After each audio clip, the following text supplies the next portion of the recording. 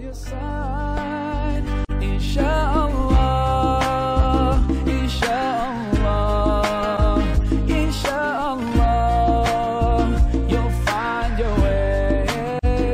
Insyaallah. Bismillahirrahmanirrahim. Assalamualaikum warahmatullahi wabarakatuh. Pemirsa, selamat datang di kajian Kristologi Menyelamatkan Juru Selamat bersama saya, Sani Munir. Topik kajian kita berikut ini adalah Rudy Van, korban strategi kejam Paulus. Pemirsa, dalam video ini, pemirsa akan menyaksikan dagelan Bapak Rudy Van yang linglung karena termakan strategi kejam dan sadis toko yang satu ini. Saya baru memberikan tanggapan karena saya baru melihat videonya. Mari kita saksikan pernyataannya yang bombastis. Jadi bagi Sanihu Munir, ya, Yesus Nazaret di Alkitab itu, ya, sama dengan Yesus Isa Al-Masih di Al-Quran, yang saya sebut Yesus Arab gitu. Itu menurut dia satu pribadi. Pemirsa, saksikan bagaimana Rudy Van ini terjebak dalam salah kaprah yang parah. Pak Rudy, tuduhanmu salah alamat. Dalam lebih 100 video saya di YouTube, rasanya saya tidak pernah konsentrasi membahas Yesus Arab. Yang saya bahas adalah Nabi dan Tuan Guru Yesus dari Galilea versus Kristus penyembah berhala ciptaan Paulus yang dicantelkan ke Nabi dan Tuan Guru Yesus. Pemirsa, di sini Rudy Van terjerumus. Dia hantam kromo menyamakan antara Yesus manusia yang lahir dan dibesarkan di Galilea dengan Kristus Tuhan penyembah berhala ciptaan Paulus. Bapak tidak tahu Pak Rudy, jangan ngawur. Yesus bukan Kristus. Sekali lagi, Yesus bukan Kristus. Perhatikan buku-buku referensi yang menjelaskan bahwa Paulus membajak Nabi dan Tuhan Guru Yesus dijadikan Kristus Tuhan penyembah berhala. Ini tulisan Profesor Dr. Paula Frederickson, From Jesus to Christ, dari Nabi Yesus menjadi Kristus penyembah berhala. Referensinya Pak, berikut. From Jewish prophet to Gentile God, dari Nabi Yahudi menjadi Tuhan penyembah berhala. Siapa yang menjadikan Tuhan penyembah berhala? Strategi kejamnya Paulus. Berikut lagi. Jesus, the Man and the Myth oleh James P. McKay. Bagaimana Nabi Yesus yang manusia disulap oleh Paulus menjadi mitos Kristus. Untuk lebih jelas dan terang benderang, dengarkan pembahasannya berikut ini. Nah, ini saya berikan 4 status perbedaan antara Yesus Nazaret dengan Yesus Arab. Ya, kenapa saya mau tekankan ini bahwa Yesus itu ada berbeda ini, ada 2 Yesus gitu ya? Karena nanti saudara akan tahu bahwa ide satu Yesus itu adalah dasar dari strategi kejam dari kristolog Muslim. Itu adalah dasarnya, atau enggak? Titik pangkalnya, ya. Bagaimana kristolog Muslim ini membangun konstruksi, ya, strategi yang kejam itu, gitu. Pemirsa, Rudy Van yang kejam ini adalah Paulus yang mencomot Kristus penyembah berhala dari Mesir, dari Tarsus, dari Persia dan lain-lain, lalu mencantelkannya ke Nabi dan Tuhan Guru Yesus dari Galilea. Dan simsalabim, terciptalah Tuhan penyembah berhala versi terbaru, Yesus Kristus dari Nazaret. Jadi, Bapak Rudy Van tidak sadar bahwa yang dia jelaskan sesungguhnya bukan perbedaan Yesus Nazaret dan Yesus Arab, tetapi perbedaan antara Yesus Nabi dan Tuan Guru dari Galilea dengan Kristus penyembah berhala ciptaan Paulus. Mari kita buktikan. Nah, ini perbedaannya ya. Yang pertama, status ontologis. Keberadaannya itu, adanya itu, ya. Yesus Nazaret adalah Allah dan manusia. Sedangkan Yesus Arab adalah manusia saja.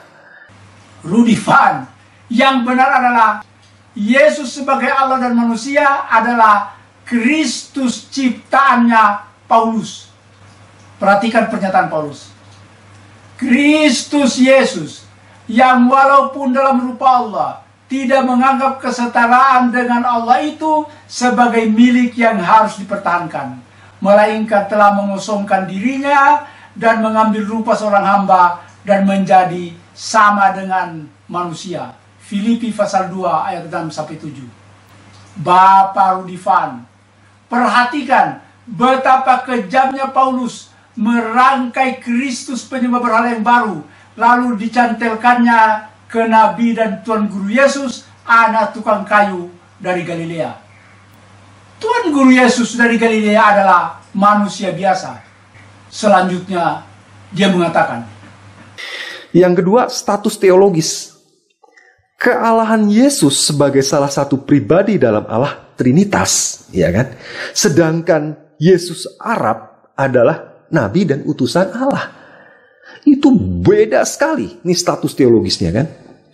Pemirsa, perhatikan kekejaman Paulus yang mencomot Yesus anak manusia lalu dilambungkan menjadi anak Allah versi penyembah berhala. Dan korban salah kaprah ini adalah Bapak Rudy Van. Ketika itu juga ia memberitakan Yesus di rumah ibadat dan mengatakan bahwa Yesus adalah anak Allah. Siapa yang mengatakan? Paulus. Kisah Para Rasul pasal 9 ayat 20. Perhatikan niat buruk Paulus ini dijelaskan oleh Paul Tillich dalam bukunya A History of Christian Thought. Dijelaskan oleh Paul Tillich dalam bukunya A History of Christian Thought di halaman 15. Son of God is a familiar pagan concept. The pagan gods propagated son on earth. Because of this, the word only begotten were added and he was called eternal. The Jews have difficulty because of its pagan connotation. Anak Allah sangat akrab dalam konsep penyembah berhala. Tuhan penyembah berhala beranak pinak di bumi. Oleh karena itu istilah anak tunggal diperkenalkan. Umat Yahudi kesulitan karena istilah ini memiliki konotasi penyembah berhala. Pemirsa, strategi kejam Paulus yang mengangkat Tuan Guru Yesus menjadi anak Allah versi penyembah berhala ini berbuah manis dengan dilantiknya Yesus anak Allah menjadi salah satu Tuhan dalam perserikatan Trinitas. So, the Father is God, the Son is God, and the Holy Ghost is God. And yet, there are no three God, but one God, Athanasian Creed. Bapa adalah Tuhan, Anak adalah Tuhan, anak ciptaan Paulus tadi, dan Roh Kudus adalah Tuhan. Namun, bukan tiga Tuhan, tetapi satu Tuhan, Trinitas. Padahal, orang-orang Yahudi di kampungnya sendiri di Galilea mengenalnya sebagai manusia biasa, seorang nabi dan tuan guru. Dan orang banyak itu menyahut, inilah Nabi Yesus dari Nazaret di Galilea. Matius pasal 21 ayat 11. Pemirsa, strategi kejam Paulus yang menyesatkan umat ini masih terus berlanjut. Dan Rudy Van tambah terperosok. Yang ketiga, status historisnya, Yesus Nazaret mati di kayu salib, sedangkan Yesus Arab tidak mati di kayu salib. Ini sangat mendasar sekali gitu loh. Pemirsa, Siapa manusia pertama di muka bumi ini yang mempropagandakan bahwa Yesus Kristus mati dan bangkit? Paulus. Ingatlah ini, Yesus Kristus yang telah bangkit dari antara orang mati, yang telah dilahirkan sebagai keturunan Daud, itulah yang kuberitakan dalam Injilku. 2 Timotius pasal 28. Pauluslah pencipta mitos penyembah berhala yang mati dan bangkit kembali, yang dia petik dari cerita dewa-dewa seperti dewa Osiris dari Mesir, dewa Adonis dari Yunani, dan dewa Mitra dari Romawi kuno. Pemirsa, bukti yang kokoh bahwa Yesus tidak mati dan bangkit kembali adalah pernyataan Yesus sendiri dalam Injil Lukas pasal 24 ayat 36 sampai dengan 43. Dan sementara mereka bercakap-cakap tentang hal itu, Yesus tiba-tiba berdiri di tengah-tengah mereka dan berkata kepada mereka, "Damai sejahtera bagi kamu." Mereka terkejut dan takut, menyangka bahwa mereka melihat hantu. Lukas pasal 24 ayat 36 sampai 37. Pemirsa, mengapa para murid Yesus ini ketakutan dan menyangka melihat hantu? Karena ketika Yesus ditangkap, mereka semua kabur melarikan diri. Akhirnya mereka hanya dengar-dengar kabar bahwa Yesus disalib. Mereka hanya dengar-dengar kabar bahwa Yesus mati di tiang salib. Mereka hanya dengar-dengar kabar bahwa Yesus dikubur. Maka ketika mereka berhadapan dengan Yesus sesudah penyaliban, mereka ketakutan dan berkata dalam hati, ini pasti hantunya Yesus. Nah, untuk memastikan bahwa dirinya belum mati dan menjadi hantu, Yesus menyuruh murid-muridnya memegang tangan dan kakinya. Akan tetapi ia berkata kepada mereka, "Mengapa kamu terkejut dan apa sebabnya timbul keraguan-raguan dalam hati kamu? Lihatlah tanganku dan kakiku. Aku sendirilah ini. Rabalah aku dan lihatlah, karena hantu tidak ada daging dan tulang seperti yang kamu lihat padaku." Ketika murid-murid Yesus masih belum percaya, Yesus meyakinkan mereka bahwa ia belum mati dengan makan ikan goreng di depan mata mereka.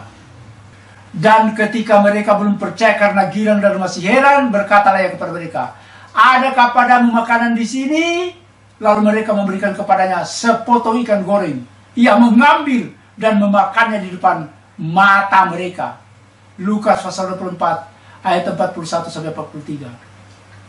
Saksikan pemirsa, betapa terang benderangnya Yesus menjelaskan bahwa dirinya belum mati dan menjadi hantu.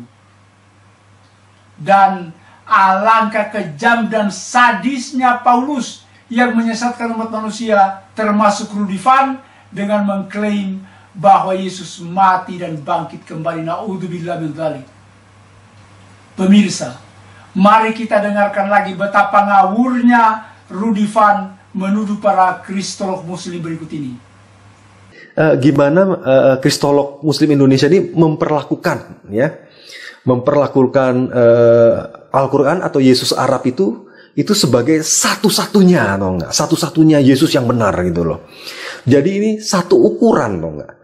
Rudy Van, seharusnya bagaimana kristologi Kristen Indonesia memperlakukan Kristus penyembah berhalanya Paulus sebagai satu-satunya Yesus yang benar? Begitu. Ketika Rudy Van mengatakan, jadi di kepalanya nih Sandy Munir nih, ini udah ada satu ranjang prokustes ya, satu ukuran, tau nggak, tentang Yesus Arab ini, tau nggak? Yesus Arab ini tuh sudah di sini. Seharusnya, jadi di kepala Rudy Van ini sudah ada satu ukuran tentang Kristus penyembah berhalanya Paulus. Lalu ketika Rudy Van mengatakan, ya kan? Jadi Yesus yang ada di Alkitab ini yang begitu luas ini, ya kan? Begitu besar ini, Allah dan manusia ini, ya, itu mulai dipotong sama dia. Sumbernya Rasul Paulus dipotong. Bagian Alkitab lagi yang lain-lain dipotong. Kealahannya dipotong Yesus. Penderitaan salibnya dipotong semua. Set, sampai cocok dengan ukurannya si Yesus Arab ini, toh nggak? Seharusnya jadi Yesus manusia ini dipotong sama Rudifan. Sumbernya dari Yesus dipotong, kenabiannya dipotong, perintah untuk melaksanakan hukum Taurat dipotong. Set, sampai cocok dengan ukurannya si Kristus penyembah berhalanya Paulus ini. Luar biasa. Sekian, billahi taufiq wal hidayah. Wassalamualaikum warahmatullahi wabarakatuh.